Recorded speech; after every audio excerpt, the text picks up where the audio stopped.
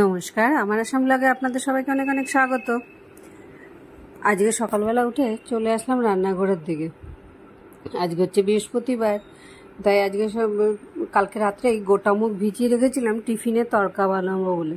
তাই গোটা মুগটাকে প্রেসারে সিটি দিয়ে নিয়েছি। ঘরে বাসি কাজকর্মগুলো করতে করতে গোটা মুগটা সিটি দিই। তার তড়কা যখন বানাবো ভাবলাম একটু ডিমও এর মধ্যে দিয়ে দিই, খেতেও একটু টেস্ট হবে।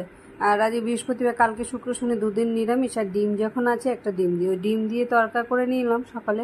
সবাই ওই দিয়ে খেয়ে গেল। উমাও টিফিনে নিয়ে চলে গেল। এখন বাইরের দিকটা এসে বৃষ্টি, এত কন্টিনিউয়াস প্রসেসে বৃষ্টি হচ্ছে যে মানে চারোদিকে সমস্ত জলে ভর্তি হয়ে গেছে। মানে কি ব্রহ্মপুত্রের জল ফ্যান্সি বাজারে সমান সমান হয়ে গেছে।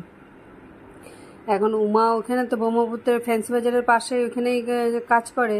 মানে কালকে এসে রাত্রেবেলা যে দেখাচ্ছে পুরো মানে রাস্তা জল একেবারে সমান সমান হয়ে গেছে। আর একদিন হয়তো কন্টিনিউস প্রসেসে বৃষ্টি হলে না ফ্যান্সি বাজারে পুরো জল ঢুকে যাবে। তো সেই আর কি বলছে যে জল ঢুকলে তো সব বন্ধ দিয়ে দেবে, অফিস টফিস বন্ধ হয়ে যাবে। তাই চলে আসলাম ওইদিকে। ও বেরিয়ে গেল, যেতে একটু রাস্তাঘাটে অসুবিধা হবে, এখন চারদিকে জলের জন্য জ্যাম পড়ে যায়। তাই আজকে রান্নাই করব ডিমের তরকারি, আর কালকে মাছের মাথার তরকারি আছে। আজকে তাড়াতাড়ি রান্নাঘরে চলে আসলাম, রান্নাটা সেরে যাব একটু রিয়াবাড়ির দিকে। কিছু কাজকর্ম আছে অনেক দিন ধরে, ব্যাংকের কাজটা অনেক পড়ে আছে, কোনো কাজই হয়নি। যাবো বলে আর যাওয়া হয়নি। সকাল থেকে কাজকর্ম সেরে অফিসের কাজকর্ম নিয়ে বসে যায়, আর এইসব কাজকর্মগুলো আর হয়নি। তাই ভাবলাম আজকে তাড়াতাড়ি এখন মাসের প্রথম দিকে আছে কাজগুলো আগে সেরে আসি। মোটামুটি অফারগুলো স্টার্ট হয়ে গেলে তখন আরও সময় পাবো না। সেজন্য আজকে আরও বৃহস্পতিবার দিন দেখে আমি এই জন্যই যাই, বৃহস্পতিবার একটু ভিড়টা কম থাকে, কারণ সব বাড়িতেই তো লক্ষ্মী পুজো টুজো থাকে, ঝামেলা থাকে, লোকে কমই মানে লেডিসরা একটু কমই যায়। আর আমি সেই জন্যই বৃহস্পতিবারটা দেখেই যাই, যাতে একটু ভিড়টা কম পাই।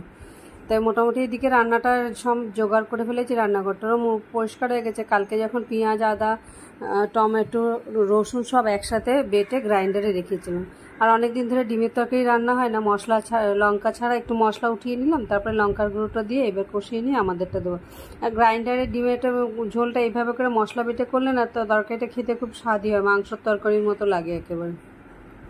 আর গ্রেডারের মধ্যে যদি ঘষে নিয়ে করা হয় তাহলে মানে মশলার এত তো আর মিহি হয় না, একটু মানে মশলাগুলো টুকরো টুকরো থেকে যায়, সেই জন্য খেতেও অতটা ভালো লাগে।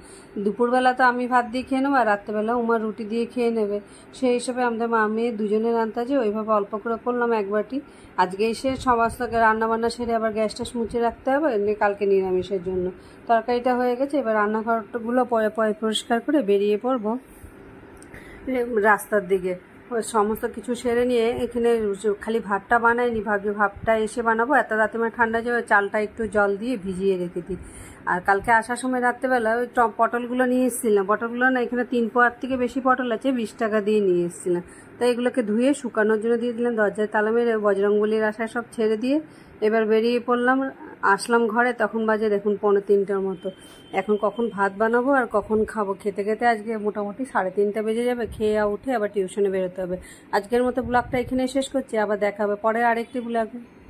আমার আসাম ব্লগের তরফ থেকে সবাইকে অনেক অনেক ধন্যবাদ। আসার সময় নিয়ে আসলাম কেতলি পিঠা লাল চা দিয়ে, মার সাথে ফোনে কথা বলতে বলতে কেতলি পিঠা লাল চা দিয়ে খেয়ে আজকের ব্লগটাকে এখানে শেষ করলাম। গরম গরম কেতলি পিঠাগুলো কিন্তু খেতে খুব দুর্দান্ত স্বাদ লাগে। ওই যে কালকে বলেছিলাম অ্যাড্রেসটা, সেখান থেকেই আনা। এক একটা পিঠা 10 টাকা করে নেয়।